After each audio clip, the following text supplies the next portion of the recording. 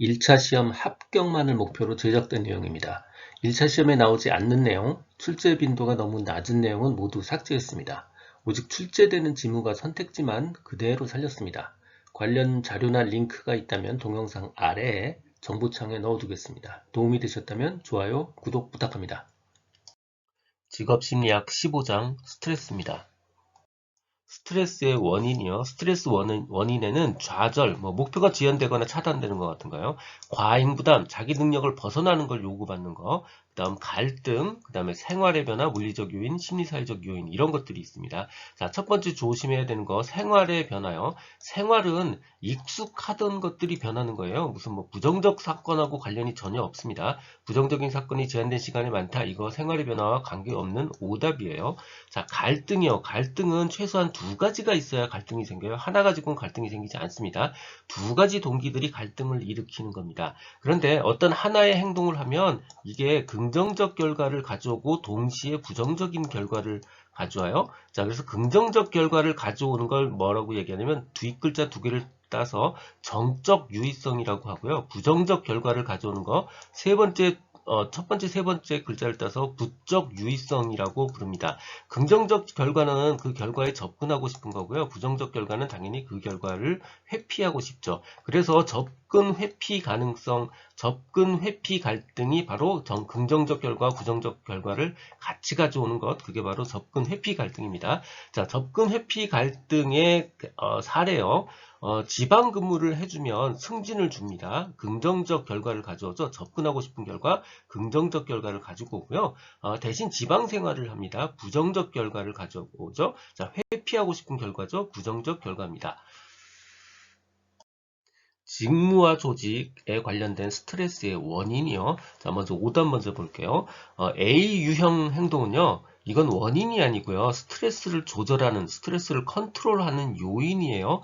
그러니까 원인이 뭐냐라고 물어봤을 때 A 유형 행동은 오답에 해당하는 경우입니다. 자, 직무 관련한 스트레스 원인, 과제의 특성, 역할 갈등, 역할 모호성, 산업의 문화, 조직 문화와 풍토, 역할 과다 혹은 과소, 역할 과소에는 반복이나 단조로움이나 지루함 같은 것들이 있어요. 자, 첫 번째 우리가 꼭 주목해야 될 거 요 두 가지입니다. 자, 첫 번째는 역할 갈등과 역할 모호성은 둘 다 원인이기는 하지만 둘 다 서로 다른 겁니다. 자, 갈등은 두 가지가 있어야 서로 갈등이 생기는 거고요. 모호성은 말 그대로 목표가 명료하지 않아서 생기는 스트레스예요. 그래서 역할 갈등과 역할 모호성은 서로 다르다.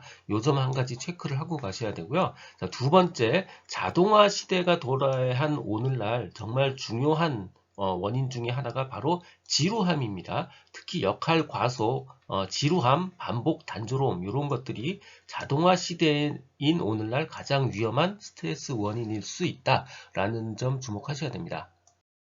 역할 갈등이요. 갈등은 하나 가지고는 절대 안 생깁니다. 항상 두 개가 같이 있어야 갈등이 생깁니다.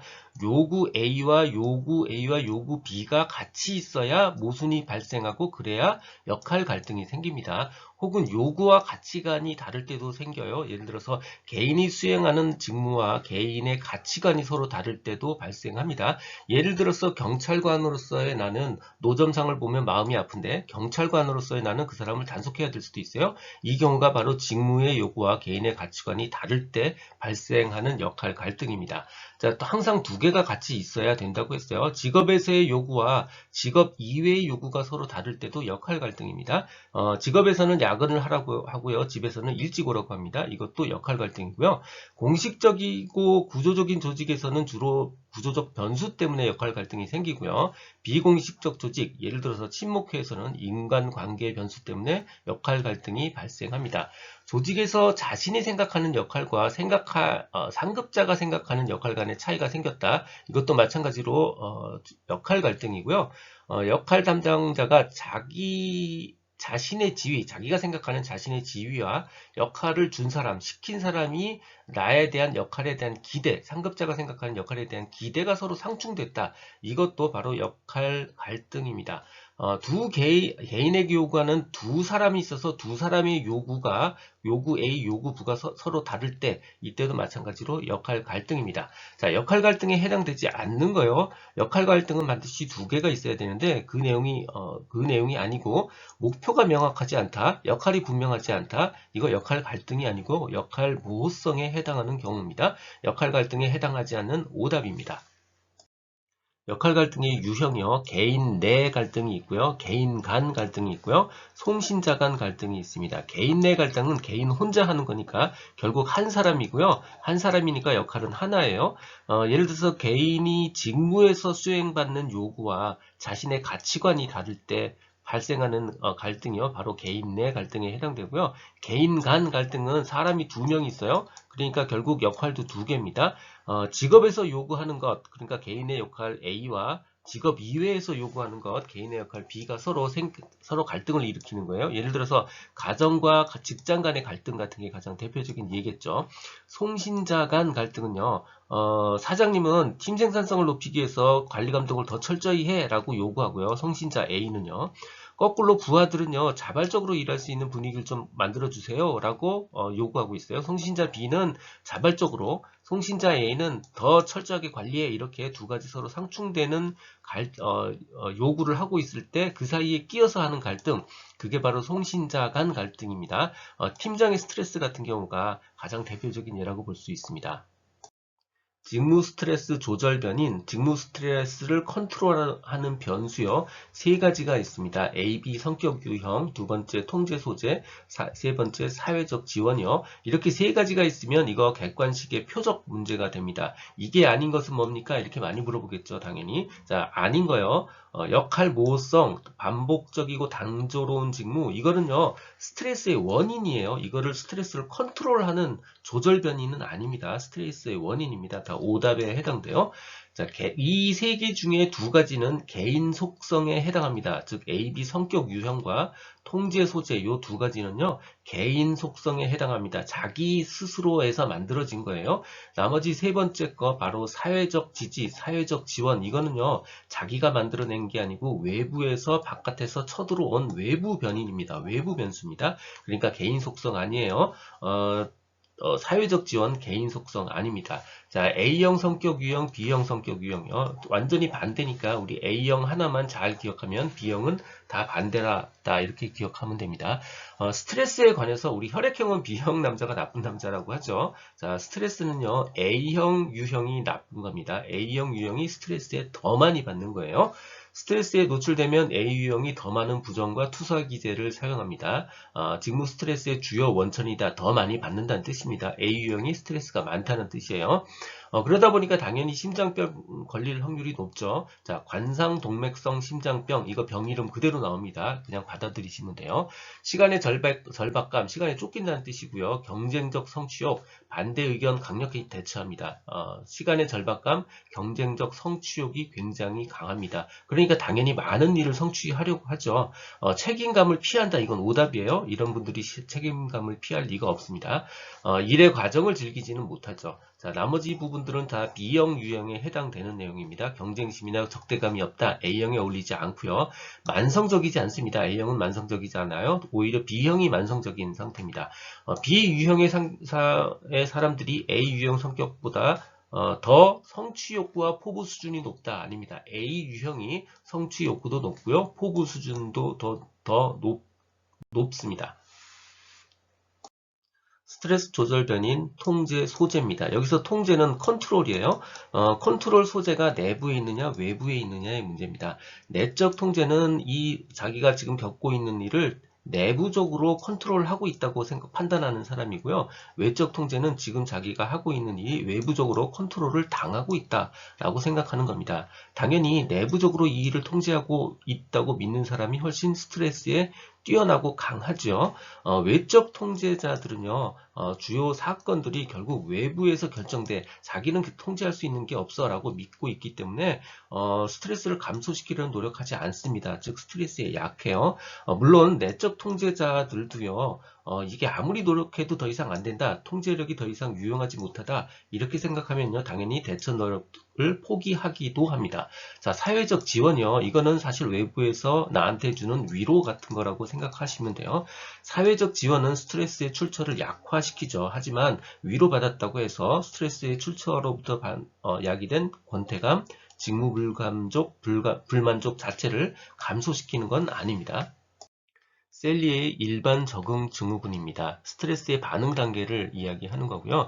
이 문제는 딱 두 가지밖에 없습니다. 자, 첫 번째는 반응 단계의 순서를 적어라 라는 거고요. 두 번째는 이 단계에 없는 게 뭐냐 이렇게 딱 두 가지만 물어봅니다. 그러니까 결국 반응 단계의 순서와 개수는 다 같이 기억을 해두셔야 된다는 뜻입니다. 자, 첫 번째 경고, 두 번째 저항, 세 번째 소진입니다. 소진이란 말 대신 탈진이란 말 쓰고요. 경고 대신 경보나 경계라는 말을 씁니다. 자, 아무튼 경고, 저항, 소진 요 세 단어 꼭 순서째 기억을 하셔야 됩니다. 역수와 도슨의 직무수행 능력, 역유자형 가설입니다. U자가 지금 이렇게 생겼으니까 역유자는 이렇게 생긴 거죠. 자, X축이 스트레스의 크기고요. Y축이 업무 수행 능력이에요. 역유자형이니까 업무 수행 능력은 이렇게 생긴 그림이다 라는 뜻입니다. 그러니까 1점, 시점 이후에 스트레스가 증가하면요. 이거는 일전 시점 이후에 스트레스가 더 증가하면 수행 능력은 떨어진다라는 뜻입니다. 자, 초기에 점점 쪼면 쫄수록 스트레스는 점점 높여서 쪼면 쫄수록 업무 수행 능력이 점점 올라갑니다. 하지만 어느 정도 피크를 지나고 나면요. 이번에는 스트레스를 더 주면 수행 능력이 떨어진다는 뜻입니다. 즉 스트레스가 너무 높아도 너무 낮아도 스트레스가 너무 높아도 스트레스를 너무 하나도 안 줘도 업무 수행 능력은 떨어진다. 즉 역유자형 양상을 보인다 라는 뜻입니다. 스트레스는 직무 만족에 직접적인 영향을 주는 항목입니다. 스트레스의 예방 및 대처 방안이요. 목표 지향적에서 과정 중심적으로 사고방식이 바뀌어야 되죠. 이 말을 뒤집은 목표 지향적 초고속 심리로 전환해야 된다. 당연한 오답입니다. 나머지는 굉장히 상식적인 내용이니까 한 번씩 읽어보셔도 될 것 같아요. 가치관 전환, 균형 있는 생활, 스트레스의 정면으로 도전하는 마음가짐, 취미나 오락 같은 걸 통해서 생활 장면을 전환하는 활동 이런 것들이 있고요. 자, 스트레스의 방어 기제요. 딱 요 두 가지는 기억을 하셔야 돼요. 첫 번째는 합리화하는 겁니다. 예를 들어서 이솝우화에 나오는 여우와 심포도처럼 먹을 수가 없어. 그러면 그냥 합리화시켜 버리는 거죠. 저거 쉬어서 못 먹어. 이런 식으로요. 이게 바로 합리화입니다. 전위와 전치요. 위치를 전도시켜 버리는 겁니다. 플레이스먼트를 디스시키는 거예요. 위치를 전도시켜 버리는 겁니다. 내가 당한 걸, 자신이 당한 걸 덜 위협적인, 예를 들어서 부하 직원 같은 사람한테 뒤집어 씌우는 겁니다. 표출시켜 버리는 겁니다. 직장 상사한테 야단을 맞은 사람이 부하 직원이나 식구들한테 트집을 잡아서 화풀이 하는 거, 이런 것들이 다 전이나 전치에 해당하는 경우입니다. 스트레스 예방 및 대처 방법이요. 조직 수준에서 관리하는 거, 이걸 1차적 스트레스 관리 전략이라고 부르고요. 개인 수준에서 관리하는 거, 이걸 2차적 스트레스 관리 전략이라고 부릅니다. 우리는 2차적 스트레스 관리 전략만 집중하시면 돼요. 2차적 관리 전략에는 두 개가 있습니다. 출처지향적, 스트레스가 어디에 진짜 원인이 있는지 그 출처를 뒤져보는 겁니다. 지향적 관리 전략이 있고요. 반응 지향적 관리 전략이 있습니다. 반응이 더 쉬우니까 반응 먼저 볼게요. 그냥 이완 훈련이나 릴렉스 하거나 아니면 규칙적 운동 같은 걸 통해서 스트레스를 풀어버리는 거예요. 스트레스 관리 훈련, 바이오 피드백, 이완 훈련 이런 것들이 바로 반응 지향적 관리 전략이에요. 출처 지향적 관리 전략은요. 실제 스트레스가 나오는 그 원인 자체를 조사해서 바꿔버리는 겁니다. 이 스트레스의 지각관리 부분이고요. 작업 환경이나 생활 스타일을 바꾸는 거예요. 예를 들어서 은행이 있는데 사람들이 여러 명 줄을 굉장히 길게 섰다. 그럴 경우에 대기표를 하나 만들어 놓으면 실제로 여기서 창구에서 보는 직원은 자기 앞에 대기표 받은 사람만 처리하면 되니까 그 뒤에 얼마나 줄 섰던 스트레스를 받지 않게 되는 거죠. 그래서 스트레스의 진짜 출처를 관리하는 것, 이게 바로 출처지향적 관리 전략입니다. 스트레스 상황에 대처하는 행동이요. 한마디로 얘기하면 릴렉스하는 겁니다. 대표적인 오답을 먼저 보는 게 쉬워요. 정해진 시간을 꼭 애쓴다. 요거 당연한 형태의 오답이죠. 나머지는 다 릴렉스하는 행동입니다. 친구랑 수다를 떨든가 잠을 확 자버리든가 아니면 타협이나 양보를 하는 것들, 이런 것들이 상식적인 스트레스에 대처하는 행동입니다. 듣고 계신 강의는 직업상담사 2급 초단기 합격 비법의 핵심 내용 파트입니다. 교재에는 2002년부터 지금까지 20여 년간의 모든 문제를 분석해서 중복된 문제나 제도 등이 변해서 출제될 수 없는 형태의 문제, 그리고 난이도 조정료에서 출제한 지역적 문제를 제거하고 2,800여 개의 문제를 모았습니다. 이 한 것만으로 완벽한 수험 준비가 될 수 있도록 했습니다. 군더더기 없는 핵심 이론 파트, 그리고 단원별 완벽한 기출문제집 파트로 구성했습니다. 교보문고, 예스24 등 상용 전자책 형태, 인쇄 가능한 PDF 파일 형태, 종이책 형태, 그리고 스마트폰 앱 형태 등 필요에 따라 다양한 형태로 구입할 수 있습니다. 동영상 아래의 댓글에 구매 링크를 넣어드렸습니다. 조직 감축에 따른 스트레스요. 조직 감축에서 살아남은 사람들이 만족해서 더욱 조직에 몰입한다. 이런 일은 있을 수 없습니다. 이거 오답이에요. 조직 감축에서 나타나는 스트레스 유형은 딱 두 가지입니다. 첫 번째는 불안이고요. 두 번째는 공포예요. 불안감 때문에 더욱 조직 몰입이 안 되고요. 살아남은 사람들도 신뢰감을 상실하게 됩니다. 회사에 대한 믿음이 없어지는 거죠. 두 번째는 공포입니다. 더 많은 일을 해야 되기 때문에 과로하고 종종 불이익도 감수합니다. 그리고 일부 사람들은 더 낮은 직무나 더 낮은 수준으로 직무 이동하는 것도 감수합니다. 그 이유는 바로 공포 때문이에요. 일 중독증과 소진이요. 일 중독증의 특징은 계속 일을 하는 거예요. 점심을 먹으면서도 서류를 보고요. 쉬면 견딜 수가 없고요. 주말이나 휴일에도 쉴 수가 없습니다. 이게 바로 일 중독증이고요. 소진, 탈진 혹은 번아웃이요. 이것의 특징은요. 열심히 했지만 성취감보다는 이제 허탈감을 느끼고요. 인생의 환멸을 느끼고 불면증이 생기기도 하고요. 이런 것들이 소진, 탈진의 가장 큰 특징입니다. 탈진에 대한 연구는요, 대부분 설문에 의한 양적 연구로 되어 있어요. 그래서 뭐 면접과 관찰을 통해서 이루어졌다. 요게 오답에 해당됩니다. 나머지는 탈진에 대한 일반적인 내용이니까 한 번씩 읽어보시면 돼요. 종업원들이 일정 기간 동안 직무를 수행한 후 경험하는 지친 심리적 상태, 탈진 검사는 정서적 고갈, 인격 상실, 개인적 성취감 감소 등 세 가지 구성 요소로 측정. 그리고 탈진 경험은 다양한 직무 스트레스 요인과 직무 스트레스 반응 변인과 상관이 있다. 이렇게 이해하시면 됩니다. 라자루스 스트레스 이론입니다. 스트레스 사건 자체보다는 지각과 인지 과정을 중시하는 이론이고요. 1차, 2차, 3차로 되어 있어요. 1차는 사건이 얼마나 위협적인지 사건을 평가하고요. 2차는 대처 능력을 평가합니다. 그리고 3차는 다시 재평가를 하는 거예요. 1차, 2차 평가를 수정하는 게 목표입니다. 그래서 3차가 스트레스 반응에 대한 평가다. 이게 오답이에요. 3차는 재평가입니다. 스트레스 생리 지표요. 스트레스 생리 지표에 관련한 엄청나게 많은 복잡한 이야기들이 나옵니다. 17-OHCS라는 당류 부신 피질 호르몬이 스트레스 생리 지표로서 매우 중요하다. 그 다음 스트레스 정보 전달은 자율신경계를 통한 과정과 뇌하 수체를 경유하는 뇌분비계 전달 과정으로 구분한다. 부신피질 호르몬인 코티졸이 분비되고 코티졸은 부신피질에서 방출되는 스트레스 통제 호르몬이다. 아무튼 굉장히 복잡한 생리적 용어가 나오는데요. 이 단어 하나하나를 다 외우려고 하실 필요는 없을 것 같아요. 왜냐하면 이렇게 복잡한 단어들은 다 스트레스와 관련이 있는 단어다 정도만 기억을 하시면 우리가 1차 시험에서 정답과 오답을 구분하는 데는 충분할 것 같아요. 이렇게 복잡한 단어들은 다 스트레스와 관련이 있는 단어다. 이렇게 기억하시는 게 훨씬 좋다고 저는 생각을 합니다. 역수와 도슨의 생산성, 역유자형 가설이요. 스트레스가 너무 높거나 너무 낮아도요. 생산 능력이 떨어진다는 뜻입니다. 즉 적당한 스트레스가 가장 높은 생산 능력을 주고 스트레스가 낮아도 너무 높아도 생산 능력은 떨어진다는 가설이에요. 라자루스의 스트레스 인지적 평가 이론이요. 스트레스는 개인의 주관적 해석에 의존한다고 생각을 하고요. 홈레스의 홀메스의 생활 변동 단위라는 게 있습니다. LCU, Life Change Unit, 생활 변동 단위라는 게 있는데 한 150 이하면 굉장히 좋은 거고요. 300 이상이면 대단히 심한 스트레스 상황이다. 300 이상 크다. 이 정도까지만 기억을 하시면 돼요. 숫자에 너무 얽매일 필요는 없고요. 300이면 크다. 요 정도 심한 스트레스다. 여기까지만 기억하셔도 됩니다.